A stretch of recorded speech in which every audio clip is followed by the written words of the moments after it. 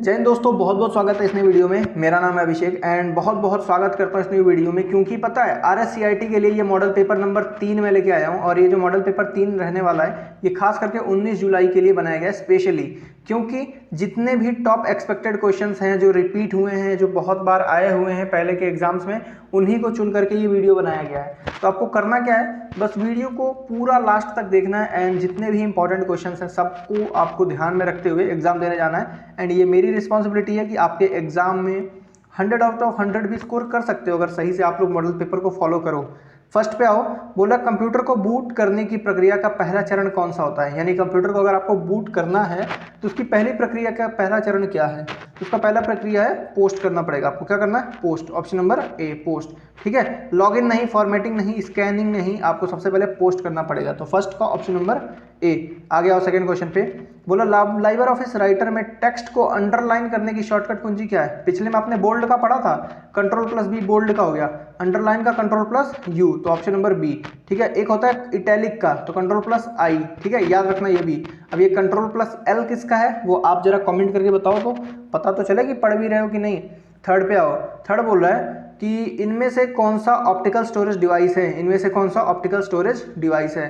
तो optical storage device आपको बताना दिए गए 4 ऑप्शन में। तो ऑप्टिकल स्टोरेज डिवाइस जो रहने वाला है ना हमारा CD-ROM है। क्या है, CD-ROM।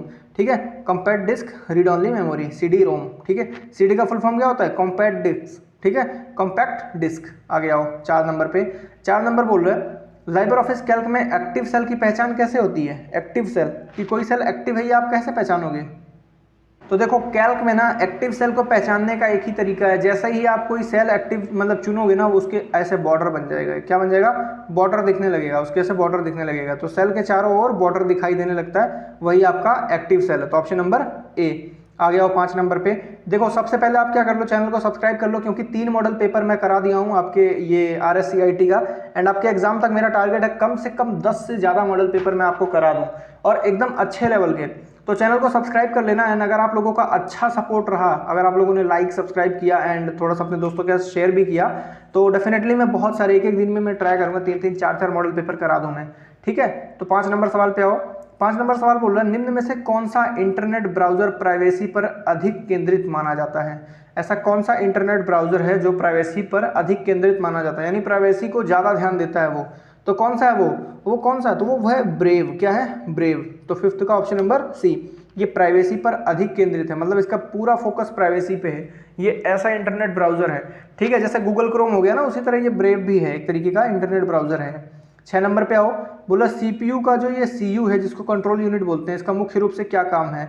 तो देखो कंट्रोल यूनिट, अब इसका काम ही है कंट्रोल करना, सभी इकाइयों को नियंत्रित करना, साफ साफ दिख रहा है। ठीक है, और एक होता है ALU। क्या होता है, ALU, arithmetic logical unit. Arithmetic logical unit, इसका काम होता है जोड़ घटाना और ये सब करना, जो कंप्यूटर मतलब जो लॉजिकल थिंकिंग होती है, जो अर्थमेटिक्स होते हैं यानी जोड़ घटाना करना, लॉजिकल थिंकिंग करना, तो वो सब ALU का काम है। एंड सभी चीज़ों को बैलेंस करना, सभी चीज़ों को कंट्रोल में रखना, ये काम आपका कंट्रोल यूनिट का, याद रखना इंपॉर्टेंट है। 7 नंबर पे आओ, बोला लाइबर ऑफिस इम्प्रेस में प्रेजेंटेशन शुरू करने के लिए शॉर्टकट की क्या है। प्रेजेंटेशन शुरू करने के लिए शॉर्टकट की F5। क्या है, F5। कभी भी स्लाइड आप करते हो ना, स्लाइड देखो शॉर्टकट बताता हूँ याद करने का। स्लाइड, स्लाइड में कितने अक्षर हैं, 1 2 3 4 5, तो F5 जैसे ही आप टच करोगे तो आपका स्लाइड शो स्टार्ट हो जाएगा। ठीक है, तो प्रेजेंटेशन शुरू करने की शॉर्टकट की क्या है, F5। अच्छे से याद करना, ये भूल जाते हैं लास्ट मोमेंट पर जाते जाते। निम्न में से कौन सा IPv4 एड्रेस का सही उदाहरण है। कौन सा सही IP एड्रेस है, बताओगे जरा। इनमें से IP एड्रेस सही कौन सा है, तो सबसे सही वाला IP एड्रेस है ऑप्शन नंबर ए, ये वाला। ठीक है, रटना नहीं है, ये बस ये पैटर्न याद कर लो कि इसी पैटर्न में अगर आया तभी आपका IP एड्रेस माना जाएगा।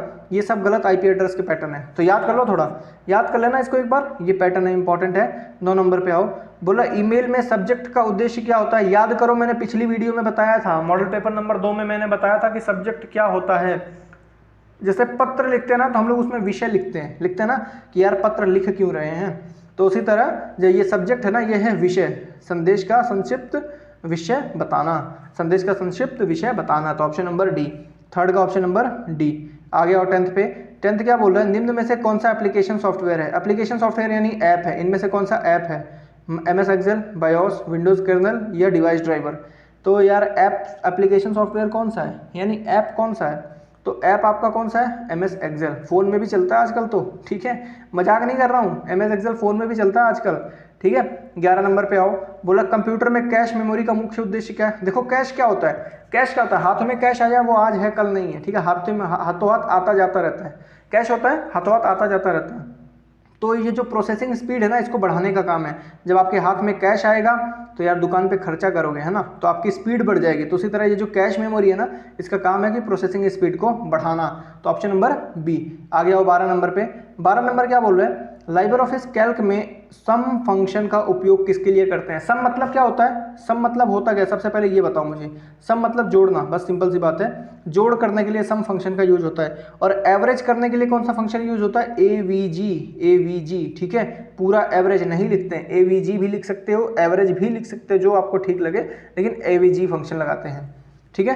13 नंबर पे आओ, बोला निम्न में से कौन सी बायोमेट्रिक ऑथेंटिकेशन मेथड है। निम्न में से कौन सा बायोमेट्रिक ऑथेंटिकेशन मेथड है। बायोमेट्रिक्स में आपका फिंगरप्रिंट आता है, ओटीपी नहीं आएगा, यूजर नेम नहीं आएगा और पिन नहीं आएगा, ठीक है। या तो आंखों की पुतलियां यानी आपकी आइरिस चेक की जाएंगी, या तो फिंगरप्रिंट मैच किया जाएगा, ठीक है। ये होता है आपका biometric authentication method, option number C. अच्छे से देख लेना। 14 नंबर पे आओ, बोला इंटरनेट पर डोमेन नेम को आईपी एड्रेस में बदलने का कार्य कौन करता है। बहुत ज़्यादा बढ़िया सवाल। इंटरनेट पर डोमेन नेम को आईपी एड्रेस में बदलने का कार्य कौन करता है। ये कौन करता है, ये करता है हमारा domain name system, DNS.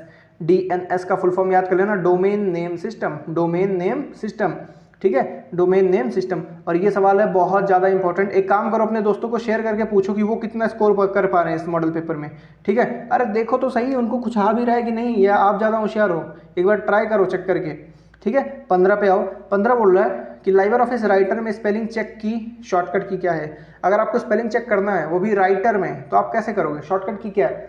F5 तो है नहीं, F5 तो है नहीं, समझ में आ रहा है ना, F5 तो स्लाइड शो का हो गया, ठीक है। तो F7 जो है ये आपकी स्पेलिंग चेक करता है, ये शॉर्टकट की है आपके स्पेलिंग चेक करने का। तो लाइबर ऑफिस राइटर में स्पेलिंग चेक करने का शॉर्टकट की क्या है, F7।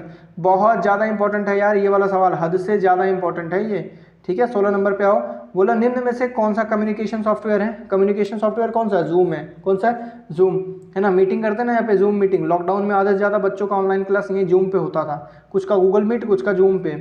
17 नंबर है, ई वॉलेट का मुख्य उद्देश्य क्या है। ई वॉलेट का मुख्य उद्देश्य यार ऑनलाइन पेमेंट। आपके जब इलेक्ट्रॉनिक वॉलेट रहेगा तो आप ऑनलाइन पेमेंट कर पाओगे, नोट नहीं ढूंढना पड़ेगा। तो ई वॉलेट का मुख्य उपयोग क्या है, तो ये आपका ऑनलाइन पेमेंट। 18 पे आओ, बोला निम्न में से कौन सा फाइल कंप्रेशन सॉफ्टवेयर है। File compression software, file compression software Chrome तो नहीं हो सकता, ठीक है। फाइल कंप्रेशन सॉफ्टवेयर पेंट भी नहीं हो सकता, तो ये बी और सी तो गए, बी और सी तो गए, ठीक है। बचा क्या, विनचिप। विनचिप आउटलुक थोड़ी है। आउटलुक जो है ना, ये एक तरीके से जैसे आपका ईमेल नहीं होता बातचीत करने के लिए, इधर उधर मेल करने के लिए, उसी तरह ये आउटलुक है। तो बचा क्या, विनचिप, ठीक है। विनजिप, विनजिप, चिप नहीं विनजिप। तो ऑप्शन नंबर ए। 19 पे आ जाओ। 19 बोल रहा है लाइबर ऑफिस बेस में टेबल का उपयोग किसके लिए किया जाता है। लाइबर ऑफिस बेस में टेबल का उपयोग किसके लिए किया जाता है, तो ये करते हैं हम लोग डेटा स्टोर करने के लिए, है ना। टेबल यूज़ क्यों करते हैं, अगर कोई ऐसे ऐसे करके टेबल बना रहा है तो वो क्यों बना रहा है, वो उसको डेटा स्टोर करनी, यहाँ पे कुछ और रहेगा, यहाँ पे कुछ और रहेगा, यहाँ पे कुछ और रहेगा, तो वो डेटा स्टोर कर रहा है, ठीक है। आगे आओ 20 नंबर पे। बोला निम्न में से कौन सी टॉप लेवल डोमेन है। टॉप लेवल डोमेन, निम्न में से कौन सा टॉप लेवल डोमेन है। अब बताओ 20 का आंसर अगर कोई बता दे तो यार दिल खुश हो जाएगा। अगर कोई कमेंट कर दे ना 20 का आंसर, यार सच में एकदम दिल है ना गदगद हो जाए, खुश हो जाए। तो .com top level domain, top level domain कौन सा है, .com, ऑप्शन नंबर ए। 21 पे आ जाओ। 21 नंबर बोल रहा है ओटीपी सामान्यतः कितने समय तक वैलिड रहता है। तो ओटीपी कभी भी 1 साल के लिए नहीं रहता यार। ओटीपी अगर 1 साल के लिए रहे तो यार एक ही ओटीपी से पूरा जीवन नहीं पार हो जाए, हमेशा के लिए नहीं, ऐसा हो ही नहीं सकता। कभी समाप्त नहीं होता, बिल्कुल बेतुके ऑप्शन है, बहुत सीमित समय होता है। कभी कभी 1 मिनट, कभी कभी 15 सेकंड, कभी कभी 45 मिनट, नहीं सेकंड, कभी कभी 10 मिनट, ऐसा ये बहुत सीमित समय के लिए ओटीपी होता है। और ओटीपी का फुल फॉर्म पूछ ले तो क्या बताओगे, ओटीपी का फुल फॉर्म क्या बताओगे, जरा बताओ तो, ठीक है। मुझे मालूम है यार, तभी आपसे पूछ रहा हूँ, मुझे मालूम है तभी तो पूछ रहा हूँ। ओटीपी का फुल फॉर्म जल्दी कमेंट करो, 1 टाइम पासवर्ड।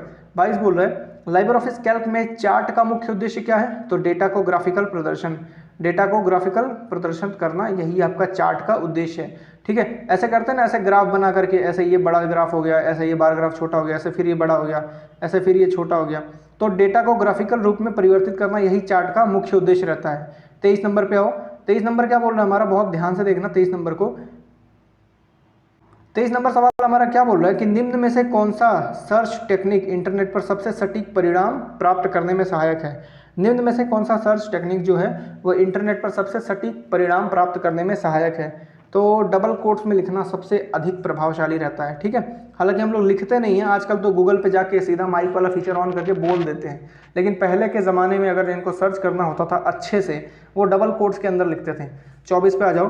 24 बोल रहा है कंप्यूटर में डिवाइस ड्राइवर का कार्य क्या है। देखो ड्राइवर कौन होता है, जो गाड़ी चलाए, ठीक है। उसी तरह जो डिवाइस को चलाए उसको हम लोग बोलते हैं डिवाइस ड्राइवर। तो हार्डवेयर और ऑपरेटिंग सिस्टम के बीच में संचार स्थापित करना, हार्डवेयर और ऑपरेटिंग सिस्टम के बीच में बातचीत बनाए रखना, यही आपका डिवाइस ड्राइवर का कार्य है। और ये है इंपॉर्टेंट सवाल, ये क्या है इंपॉर्टेंट सवाल, याद रखना, ठीक है। 25 पे आओ।